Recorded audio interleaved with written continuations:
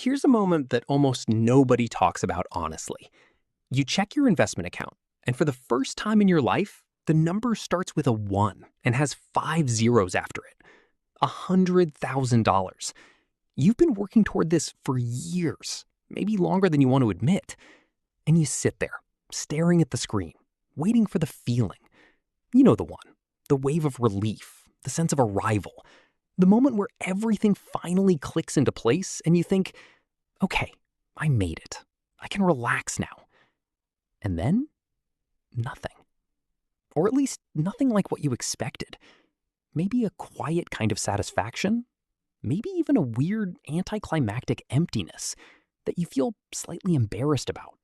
Because who feels disappointed about having $100,000? You do. And so does almost everyone else who hits this milestone. But here's the thing nobody tells you. That strange, underwhelming feeling isn't a sign that something went wrong. It's actually a sign that something went very, very right. And understanding why completely reframes how you think about wealth, money, and what you're actually building toward. My name is Bob, and I spend way too much time thinking about money, financial psychology, and why the milestones we chase never feel the way we imagine they would. If you've ever wondered what it actually feels like to cross these financial thresholds, and more importantly, what they actually mean for your life, hit subscribe and give this video a thumbs up if it ends up shifting how you think about your own financial journey. Because today, we're going deep on $100,000. Not the math of getting there, the psychology of what happens after. Now, before we talk about $100,000, I need you to think back to something. Remember the first time you saved $1,000? Or maybe $5,000? There was probably a real sense of pride there. A tangible feeling of, I did something. You could picture what that money looked like. You could feel its weight in a real way. Now, here's a question. When did saving money stop feeling exciting and start feeling like a background process you barely notice? Because that shift happens to almost everyone, and it happens for a very specific reason that has nothing to do with being ungrateful or financially irresponsible. It happens because your brain is remarkably good at adapting to new normals. And $100,000 is the milestone where that adaptation really kicks into high gear. Here's what actually happens when you hit 6 figures in savings. And I'm going to break this into layers because there are several things happening simultaneously that most people never fully untangle. The first thing that changes is almost invisible. Your relationship with financial fear doesn't disappear. It just quietly moves out. Think about how much mental energy you used to spend on financial anxiety, the low-grade hum of worry that ran in the background of every decision. Can I afford this? What if something goes wrong? What if I lose my job? What if the car dies? When you have $100,000 saved and invested, most of those questions evaporate. Not because bad things can't happen, they absolutely can, but because you now have a buffer large enough to absorb almost any financial shock that life can realistically throw at you. Job loss? You've got 12 to 18 months of runway, depending on your expenses. Medical emergency? Covered. Car totaled? Annoying, expensive, but not catastrophic. The fear doesn't vanish dramatically. It just stops showing up to work every day. And the absence of something you've carried for years is weirdly disorienting. That quiet you feel when you hit $100,000 isn't emptiness. It's what life sounds like without financial background noise. But here's where it gets psychologically interesting. Most people expect $100,000 to feel powerful. What it actually feels like is ordinary. And that's the first sign that it's working exactly the way it should. Because the goal was never to feel rich. The goal was to stop feeling poor. And those are two completely different destinations. Let me give you a comparison that makes this concrete. When you had zero saved, a $3,000 car repair was a crisis. It might mean credit card debt, borrowing from family, skipping bills. It had weight. Real, suffocating weight. When you had $10,000 saved, that same repair was stressful but manageable. You'd feel it, but you'd survive it cleanly. When you have $100,000 saved, a $3,000 car repair is a rounding error. you barely blink. And that shift from crisis to rounding error is not something you celebrate, it's something you absorb. It becomes your new baseline. And that's actually the point. Wealth building isn't about creating moments of excitement, it's about permanently raising your floor. Now let's talk about something that surprises almost everyone who reaches this milestone: the social weirdness, because nobody prepares you for this part. When you have $100,000 saved, you're in genuinely rare company. Depending on age, somewhere between 10 and 20% of Americans have crossed this threshold in liquid investable assets, which means the vast majority of the people in your life haven't been there. And that creates a strange kind of isolation that nobody talks about in personal finance circles. You can't really celebrate openly because it feels like bragging. You can't complain about the anticlimactic feeling because it sounds absurd. You can't ask most people for advice because they don't have the context. So you just quietly absorb this milestone alone. And that loneliness, weirdly, is one of the most common experiences reported by people who cross the six-figure mark for the first time. Here's something else that happens that nobody puts in the brochure. You start doing math you never did before. Specifically, you start calculating what your money is doing while you sleep. At a conservative 7% annual return, $100,000 generates roughly $7,000 per year.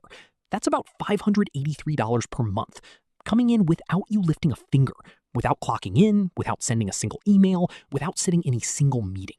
Your money is now doing work that would have taken you weeks to earn just a few years ago. And that realization hits differently at $100,000 than it does when someone explains it to you theoretically at $0. Because at $100,000, it's not abstract anymore. It's actual dollars, real money, moving into your account because you made a decision years ago to delay gratification. That feeling, and there is a feeling here once you really internalize it, is quiet but profound. It's not fireworks. It's more like watching a seed you planted years ago become something you can actually stand in the shade of. Understated, but real. But here's where most people make the first major mistake after hitting $100,000. And I see this constantly. They stop. Not literally. They don't cash it all out and spend it. But psychologically, they arrive. They exhale. They loosen the discipline that got them there. Maybe the savings rate drops a little. Maybe the investment contributions get paused for a temporary reason that becomes permanent. Maybe lifestyle inflation quietly creeps in because they feel like they've earned it. And look, there's nothing wrong with enjoying the fruits of discipline. But here's the math that makes this mistake genuinely expensive. The acceleration of compounding between $100,000 and $500,000 is where the real magic lives.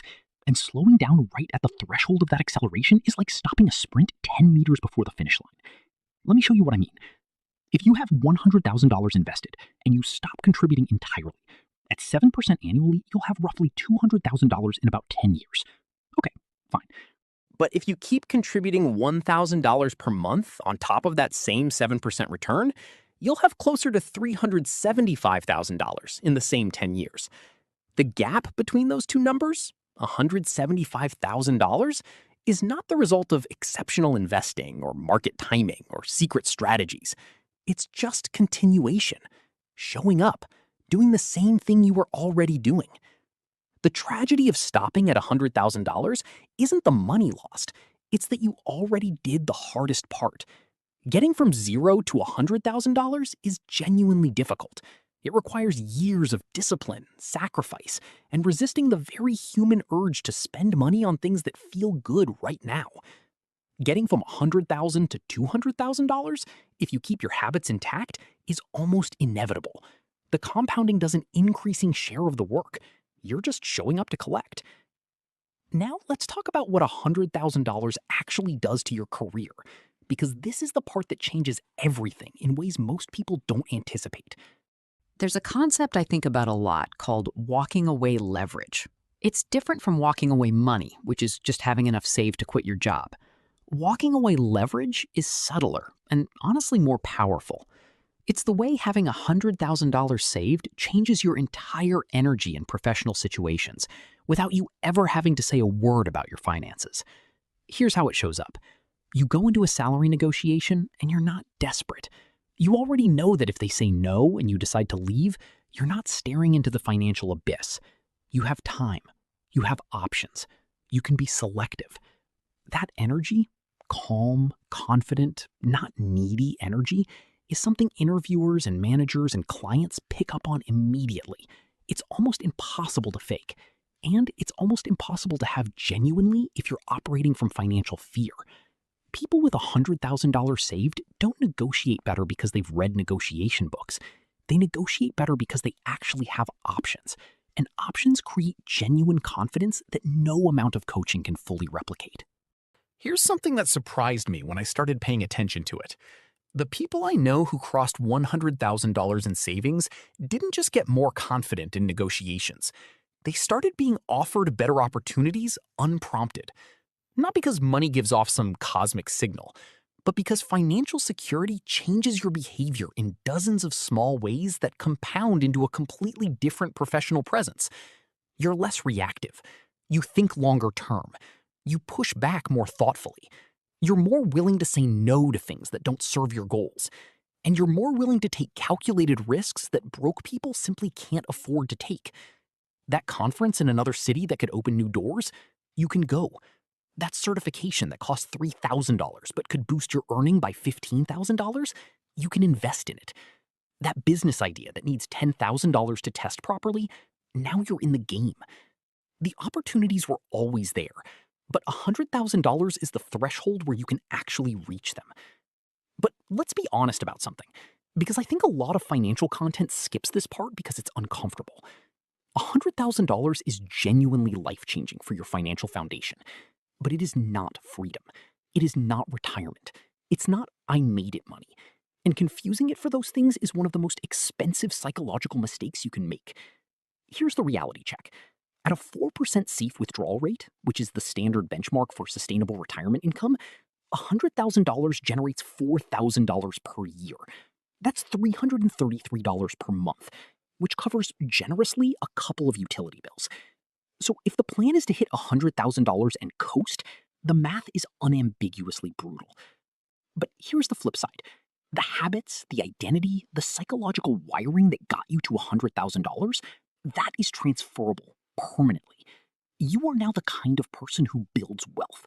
And that person, if they keep going, hits $200,000 faster than they hit $100,000, and $500,000 faster than $200,000. Because the compounding isn't just financial, it's behavioral. Every year you maintain the discipline, it gets slightly more automatic. The sacrifice that required enormous willpower at year 1 becomes just how you operate by year 5. Let me give you a number that might reframe everything. The distance between $100,000 and $1 million feels enormous. It sounds like 10 times the journey. But mathematically, for someone investing consistently, it's often less than twice the time. Why? Because at $100,000, your money is doing serious work alongside your contributions. Each year, the investment returns contribute more, and the manual labor of saving contributes less. By the time you're approaching $500,000, a good market year can add more to your portfolio than you contribute manually in the entire year. You stop being the engine and start being the conductor. That shift from earning your wealth to managing it is what $100,000 puts you on the path toward. But you have to keep moving to get there. Now, here's something that the financial content world almost never addresses honestly: the identity crisis that sometimes comes with hitting $100,000. Because for most people, financial struggle has been part of their identity for a long time. The hustle, the scraping, the careful calculations, the pride and frugality, these things become part of who you are. And when you cross $100,000, there's sometimes a weird grief for that identity, a loss of the underdog status that was quietly motivating. Some people sabotage themselves here without even realizing it. They find ways to spend down the milestone. They take on new debt that technically keeps them feeling financially pressured. They make impulsive investments in things they don't understand because sitting still feels like complacency. If any of that sounds familiar, it's not a character flaw. It's a completely predictable psychological response to an identity shift that nobody prepared you for. The solution isn't to ignore it. It's to consciously build a new identity around the next milestone. Not $100,000 as a rival, $100,000 as launchpad. So what do you actually do with $100,000? Not in a tactical asset allocation sense. Talk to a financial advisor for that. But psychologically, behaviorally, Here's what the evidence suggests actually works. First, you recalibrate your savings rate upward, not downward. The temptation at $100,000 is to relax. The strategy is to accelerate, because you now have the compounding foundation that makes every additional dollar more powerful than it's ever been. Second, you deliberately expand your financial education. At $100,000, you're no longer just surviving financially, you're building. And building requires a different skill set than surviving. Tax optimization, investment allocation, income diversification, these things matter more at $100,000 than they did at $10,000. The return on financial education is enormous at this stage. Third, you use the psychological buffer to take calculated career risks. The walking away leverage is real. Use it. Ask for the raise. Pursue the better opportunity. Start the side project. The worst case scenario is now manageable in a way it genuinely wasn't before. And fourth, you acknowledge the milestone without making it the finish line. Celebrate it briefly, genuinely, privately. Let yourself feel the satisfaction of something hard that you actually did. Then point at the next number and start moving. Here's the thing that I think gets lost in all the financial content about milestones and thresholds and magic numbers. $100,000 isn't really about the money. It's about proof. Proof that you can commit to something difficult for years without instant gratification.